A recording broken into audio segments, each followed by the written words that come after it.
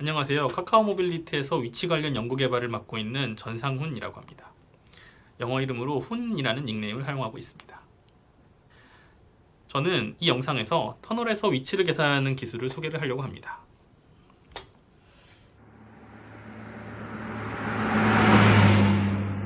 어제 관악산 방면에서 수원 가느라 강남순환고속도로 터널로 가는데 출구쯤에서 노면에 과천 빠지는 분홍색 안내선이 보이는데 내비 화면은 1.5km 더 가서 빠진다고 그러더라고요. 그 짧은 순간 엄청 고민하다가 그래도 내비를 믿어보자 해서 과천 나가는 길을 지나치는데 오 마이 갓 1.5km 직진 표시가 갑자기 유턴 표시로 바뀌더군요. 사당이라도 나가자 싶어서 갔는데 그쪽은 이수 방면이었어요. 금요일 오후 이수 방면 꽉 막힌 도로를 타고 사당역까지 가서 유턴해서 겨우 빠져나왔어요.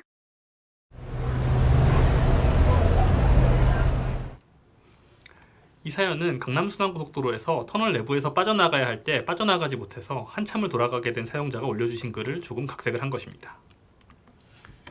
운전하다가 이렇게 고생한 적 한두 번은 있으시죠? 이번에 빠져야 할지 다음에 빠져야 할지 헷갈리는 경우도 있고, 아니면 고속도로 같은 곳에서는 한번 잘못 빠지게 되면 한참을 돌아가야 되는 경우도 있습니다.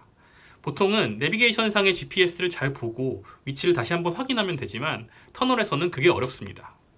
왜냐하면 터널에서는 GPS 신호를 수신할 수 없어서 예측된 위치를 사용하기 때문이죠. 터널에서 내비는 터널 밖의 속도를 기반으로 위치를 예측을 해서 보여줍니다. 이때 터널 내에서 속도가 변하게 되면 이 예측이 점점 어긋나게 되는 것이죠. 이러한 부정확성으로 터널은 내비게이션이 제 역할을 하지 못하는 사각지대가 되어버립니다. 우리는 바로 이 GPS의 한계를 극복하고 터널에서도 정확한 길 안내를 하는 방법을 찾기로 했습니다. 어떤 분들은 터널을 대부분 들어가고 나가는 곳이 정해져 있는데 굳이 새로운 기술을 고민할 필요가 있냐고 물을 수도 있습니다. 물론 이제까지의 터널은 이용하는데 크게 불편이 없으셨을지도 모릅니다. 하지만 최근에 지상의 도로 공간이 부족해지고 도심에 지하화 고속도로 같은 길이 도입이 되면서 터널 내에서 갈림길이 생겨나는 곳이 점점 많아지고 있습니다. 대표적으로 몇 년 전에 완공된 강남순환고속도로의 경우 진출로가 터널 안에서 시작이 되죠. 문제는 이러한 도로가 점점 많아지고 있다는 것입니다. 동부간선도로, 경부고속도로, 서부간선도로, 부산의 사상 해운대 고속도로 등으로 앞으로 계속 늘어나게 될 것입니다. 우리는 여러 가지 방법을 생각을 해봤습니다. 터널 내에서 GPS를 수신하게 만들 수는 없을까? 이건 불가능한 기술이더군요. 위치가 좀 부정확해도 친절하게 길을 안내하면 되지 않을까? 터널을 통과하지 않도록 길 안내를 하면 되지 않을까? 여러 질문 끝에 우리는 GPS 말고 다른 방법으로 위치를 계산하는 기술을 개발을 해서 이를 길 안내에 적용해 보기로 했습니다. 우리가 찾아낸 것은 바로 모바일 네트워크 신호였습니다. 모바일 네트워크는 이동통신사들이 제공하는 LTE 또는 5G라고 불리우는 기술입니다. 이 신호는 전국 어디서나 수신이 가능합니다. 터널 안에서 유일하게 수신되는 가능한 데이터 링크이기도 합니다. 이 모바일 네트워크를 이용한 위치 계산은 핑거프린팅이라는 기법을 주로 활용합니다. 그 원리는 이렇습니다. 기준국 신호세기는 기준국에 가까울수록 커지고 멀수록 약해집니다. 그래서 위치마다 여러 기준국에서 발생되는 신호가 다르게 되죠. 이렇게 위치별로 기준국의 신호세기를 지도로 그려놓고 위치를 알고 싶은 핸드폰에서 수신되는 기지국의 신호세기에 해당하는 위치를 찾아내는 방식입니다. 원리는 퍼즐 맞추기와 비슷합니다. 전체 그림 중에서 퍼즐 조각에 해당하는 신호세기로 해당 퍼즐의 위치를 찾아내는 것이죠. 하지만 이 기존 방법은 내비게이션에서 쓰기에는 부정확했습니다. 신호세기 정보는 노이즈가 심해가지고 위치 오차가 1km 이상 나는 경우도 많았기 때문이죠. 우리는 정확도를 향상시키기 위해서 이동하는 시간 동안 신호 데이터를 누적해서 위치를 계산하는 알고리즘을 적용하기로 했습니다. 이동 경로에서 수신하는 여러 기지국들의 신호세기의 변화를 지도 데이터베이스와 연동해서 구축을 해놓고 차가 길을 따라가면서 이동하면서 수신하는 누적된 데이터와 비교해서 위치를 찾아내는 것이죠. 그림에서 차량이 0번 포지션에서 4번 포지션까지 이동하는 경로를 살펴봅시다. A 기지국과 B 기지국에서 발생하는 신호 때문에 그 변화는 그래프에서 흰색 점선처럼 커졌다가 작아졌다가 커졌다가 작아질 것입니다. 이 흰색 점선 그래프를 신호 변화를 미리 데이터베이스에 저장을 하고 있다고 가정을 해봅시다. 차량이 0번에서 1번으로, 2번으로, 3번으로 이동을 할수록 주황색 그래프로 나타낸 것처럼 점차 수신하는 데이터가 많아지게 됩니다. 이렇게 하면 모바일 네트워크 신호세기를 여러 번 누적해서 측정한 결과를 데이터베이스와 비교하기 때문에 노이즈를 제외한 실제 신호세기를 더 잘 추정을 할 수 있습니다. 우리는 이 기술을 서비스에 담아보기로 했습니다. 데이터 샘플을 수집해서 기술의 POC로서 프로토타입 어플리케이션을 개발해서 상용화 가능성을 점검한 다음에 데이터를 모아서 신호 데이터베이스를 만들고 서버에서 서비스를 개발해 카카오 내비에 적용하는 방식으로 일하기로 했습니다. 첫 데이터 수집은 터널 내부에서 갈림길이 있는 강남 순환고속도로였습니다. 터널 내에서 어떤 신호가 어느 위치에 들어오는지를 알아야 했었는데 어떤 신호에 관련된 정보는 스마트폰으로 수집이 가능했지만 어느 위치와 관련된 정보를 얻기 위해서는 일반적으로 많이 사용하는 GPS 기반 측량 장비를 차량에서 활용할 수가 없었습니다. 왜냐하면 터널에서는 GPS가 잡히지 않기 때문이죠. 이 때문에 자율주행 차량에서도 활용하는 고가의 장비인 GNSS IMU 측의 장비를 빌려서 나갔습니다. 하지만 강남순환고속도로는 길이가 길고 구불구불해서 고가의 장비로도 정확한 위치를 확보할 수가 없었습니다. 우리는 다른 방법을 생각했어야 됐습니다. 더 비싼 장비를 사용하는 것, 이것도 하나의 방법이었지만 우린 좀 더 현실적인 대안을 찾기로 했습니다. 그것은 시중에서도 쉽고 저렴하게 구할 수 있는 OBD2라는 장비를 스마트폰과 함께 이용하는 것입니다. OBD2는 차량 내 전용 슬롯에 꽂으면 차량의 속도를 얻을 수 있는 장치입니다. 이렇게 우리는 스마트폰에서 얻을 수 있는 GPS와 차량이 지나가는 도로 네트워크, 그리고 OBD2의 속도 데이터를 모아서 칼만 스무더라는 필터를 적용해서 레퍼런스 위치, 즉 언제 어느 위치를 지나갔는지를 계산을 했습니다. 이 그림은 레퍼런스 위치 계산 결과를 나타냅니다. GPS 경로에서는 가운데 터널 구간에서 데이터가 존재하지 않지만 앞서 말씀드린 센서 데이터를 조합해서 칼만 스무더를 적용한 데이터에서는 터널 내에서 위치가 계산되는 것을 결과를 볼 수 있습니다. 우리는 터널 길이의 최대 2.5% 정도의 수준으로 위치를 계산할 수 있었습니다. 이 신호는 터널 내의 LTE 신호 변화를 나타냅니다. 이 LTE 신호 변화 데이터는 강남순환고속도로 8km 정도의 구간을 주행을 할 때 총 4개의 단말기로 동시에 수집한 결과입니다. 시간에 따라 변하는 신호 분포를 나타내는 것으로 X축은 시간, Y축은 신호의 세기입니다. 동일한 이동 경로를 지나도 신호의 세기 차이가 크긴 하지만 유사한 경향을 보인다는 것을 확인할 수 있습니다. 터널 내에서 위치 계산 로직이 적용된 첫 번째 프로토타입을 한번 보시죠. 왼쪽부터 적용이 되지 않은 버전, 가장 좋았던 데이터, 오른쪽이 가장 좋지 않았던 데이터의 순입니다. 좀 더 빠르게 이동을 해보겠습니다. 너무 빠르죠? 실제로 저희가 이렇게 빠르게 갈 수는 없습니다. 이건 영상을 빠르게 재생을 한 겁니다. 좌측 단말의 위치가 멈춰져 있는 것은 터널에 진입을 했기 때문입니다. 우측 데이터들은 터널에 진입하고 나서도 위치 업데이트가 되는 것을 확인할 수 있습니다. 터널을 벗어난 이후에 GPS가 수신되면서 새 단말들이 유사한 위치를 출력을 하게 됩니다.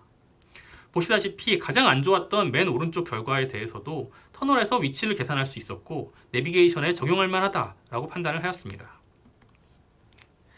샘플 데이터는 이렇게 수집을 했지만 서비스를 선보이기 위해서는 전국에 있는 터널의 데이터가 필요한데 전국에는 너무 많은 터널이 있었고 이걸 직접 다 수집한다는 건 너무나 어려운 일이었습니다. 게다가 모바일 네트워크의 전파는 노이즈가 심하기 때문에 여러 번 수집이 필요했고 시간에 따라 변화도 있고 통신사별로도 그 특색이 다소 달라서 한 번 수집하면 되는 것이 아니라 여러 번 수집을 했어야 했습니다. 앞서 말씀드린 GPS와 도로 네트워크, OBD 장치를 활용한 데이터 수집을 자동화 해놓긴 했지만 물리적으로 그 많은 터널의 데이터를 일일이 수집하기란 불가능에 가까웠습니다. 그래서 우리는 또 다른 아이디어를 생각했어야 했습니다. 카카오 모빌리티의 다른 서비스에서 발생하는 이동 데이터를 활용하는 것입니다. 무수히 발생했다가 사라지는 데이터 파이프라인 안에서 활용 가능한 데이터를 선별하고 채택을 하는 로직을 개발해서 적용을 하기로 했습니다. 터널 안의 데이터는 부정확했지만 그 양이 엄청났습니다. 많은 데이터로 정확도를 계산하는 알고리즘을 개발해서 모바일 네트워크의 데이터베이스를 구축할 수 있었습니다. 이 위치 계산 알고리즘이 어떻게 서비스로 제공되는지를 살펴보겠습니다. 카카오 내비 앱을 켜고 내비게이션 서비스를 받는 중에 서비스 구역 안으로 들어가게 되면 카카오 내비에서는 GPS와 LTE 신호를 서버로 보내고 위치를 리턴을 받습니다. 위치 서버 클러스터에서는 전송된 LTE 신호와 데이터베이스의 수치들을 비교를 해서 위치를 계산을 하게 됩니다. GPS 위치가 존재하는 경우에는 GPS 위치까지 결합해서 최적의 위치를 계산을 하게 됩니다. 하지만 위치 계산 알고리즘을 활용하는데도 여러 문제가 발생을 했는데요. 그 가운데서 가장 어려운 문제가 바로 매칭하는 데이터의 기준이 다르다는 점입니다. 데이터는 이동하면서 생성되기 때문에 사용자는 시간에 따라서 변하는 데이터를 보내지만 데이터베이스에는 위치를 기준으로 저장이 되어 있다는 것이죠. 사용자가 느리게 이동하는지 빠르게 이동하는지 모르는 상태에서 이 둘의 신호를 매칭을 해야 했습니다. 우리는 기준이 다른 이 두 데이터를 매칭을 해야 했고, 이를 해결하기 위해서 다이나믹 타입 워핑이라는 알고리즘을 활용했습니다. 이 기법은 음성 인식에서 많이 활용되는 것인데요. 음성에서의 목소리의 톤, 그러니까 주파수가 달라도 같은 단어로 인식을 하는 기술입니다. 이 알고리즘을 통해 신호 파형이 좀 달라도 데이터베이스의 어느 부분과 매칭을 해야 하는지를 알아낼 수가 있었습니다. 이 영상은 이동시 수집되는 신호가 시간별로 데이터베이스에 저장된 신호와 매칭되는 결과를 보여주고 있습니다. 복잡한 신호 환경에서 이동 시 발생한 누적 데이터가 많아질수록 정확히 신호를 매칭하는 과정을 확인할 수 있습니다. 이런저런 시도 끝에 드디어 2020년 3월 24일에 카카오 네비에서 핀 서비스 시범 서비스를 시작을 하게 되었습니다. 쉽지 않았습니다. 많은 크루분들이 한마음으로 노력해서 가능했다고 생각합니다. 핀이라는 네이밍은 퓨즈드 인도어 로컬라이제이션의 약자로 여러 신호를 결합해서 GPS가 되지 않는 곳에서도 끊김없이 위치를 제공하는 기술을 의미합니다. 안드로이드 폰을 우선적으로 개발을 하였고, 강남 순환고속도로를 그 첫 번째 타겟으로 해서 GPS와 LTE를 병합한 신호로 내비게이션을 시작하였습니다. 이 기술은 국내외를 포함해서 어떤 기존의 내비게이션에서도 볼 수 없는 것이었습니다. 카카오 네비가 그 최초를 선보인 것입니다. 지금 당장 안드로이드 폰을 들고 시범 서비스 지역에 가시면 바로 체험을 해보실 수가 있습니다. 전방 촬영과 함께 찍은 실제 서비스 영상입니다. 광명에서 출발하여 양재로 가는 경로입니다. 이번에도 좀 빠르게 진행을 해보겠습니다. 우리한테 꽤 중요한 속도 단속 카메라가 이 고속도로에서는 터널과 터널 사이에 있는데요. 카메라의 위치를 기준으로 위치 변화를 살펴보면 터널 안과 밖과 상관없이 끊김없는 위치로 내비게이션 안내를 수행하는 것을 볼 수가 있습니다. 터널 안에서는 LTE 신호만으로, 터널 밖에서는 LTE 신호와 GPS를 결합한 최적의 위치를 계산을 하게 됩니다. 현재는 강남 순환고속도로를 포함하여 서울의 주요 터널인 남산 1, 2, 3호 터널, 그리고 내부순환로의 홍지문 정릉 터널에서 시범 서비스를 진행 중입니다. 위치 기술이니 무엇보다 위치 정확도가 중요한데, 지난 4월 100건 이상의 경로 데이터에 대해서 평균 50m 오차를 확인할 수가 있었습니다. 또 위치 안정성을 보여주는 지표인 CAP95는 95%의 위치 데이터가 오차 200m 안의 반경 안에 측정됐다는 것을 보여주었습니다. 길 안내 기준으로 좀 더 쉽게 설명을 드리면, 시속 100km로 속도로 달리는 차량의 운전자가 평균적으로 1, 2초 안에 정확한 안내를 받을 수 있고, 가끔 가다가 위치가 튀더라도 진출로에서 경로 선택을 할 때에는 안내를 안정적으로 받을 수 있다는 것을 의미합니다. 실제로 사용자들의 길안내 이탈률도 10% 정도 감소했습니다. 길안내 이탈의 여러 다른 원인들이 그대로인 상태에서 터널 안의 위치 정확도 향상만으로 길안내 이탈률의 수치가 감소한 것은 꽤나 고무적인 성과였습니다. 이 서비스를 통해서 사용자는 추가 비용 없이 성능이 훨씬 향상된 내비게이션 안내를 받을 수가 있게 되었고, 이로부터 우리는 더 큰 가능성을 확인할 수가 있었습니다. 핀 기술을 이용해서 언제 어디서든 정확한 위치를 얻을 수 있다면 우리의 이동 경험은 어떻게 변하게 될까요? 앞으로 이 기술은 현재 시범 서비스 구간에서 전국 터널로, 그리고 지하 주차장에도 적용이 되어 정확한 위치를 기반으로 사용자에게 쾌적한 이동 경험을 제공하게 될 것입니다. 그렇게 되면 지하 주차장에서도 내 차를 쉽게 찾을 수도 있고, 지상과 지하 관계없이 내비게이션을 더욱 편하게 이용할 수 있게 될 것입니다. 이 기술은 비단 차량에만 국한되지는 않습니다. 사람은 차량보다 훨씬 실내 이동이 많습니다. 실내에서 주로 생활하는 사람의 이동도 편리하게 만들 수 있습니다. 나아가서는 로봇이나 물류 등의 사물의 이동도 보다 효과적이고 정확하게 일어날 수 있겠지요. 향후 모든 네트워크로 연결된 사물의 기기들이 이 기술을 통해서 자신이 설치된 위치, 그리고 이동하는 기기들의 정확한 위치를 알 수 있고, 이를 언제든지 우리가 활용을 할 수 있다면 우리의 삶을 바꿔줄 수 있을 만한 이동 서비스들이 무궁무진하게 나오지 않을까요? 제가 오늘 핀 기술에 대해서 발표를 하게 된 것은 이 핀 기술이 점점 복잡해지는 사회에서 사용자들에게 더 스마트하고 편리한 이동 경험을 제공하는 것에 기여를 하고 있다고 믿기 때문입니다. 핀 기술이 만드는 변화는 분명히 우리의 이동 경험을 한층 업그레이드 시킬 것입니다. 카카오 모빌리티에서는 핀 기술과 같은 혁신적인 시도가 앞으로도 계속될 것인데요. 저와 우리, 그리고 도전을 함께할 새로운 크루들과 함께 그 중심에서 항상 서 있기를 바라고 있겠습니다.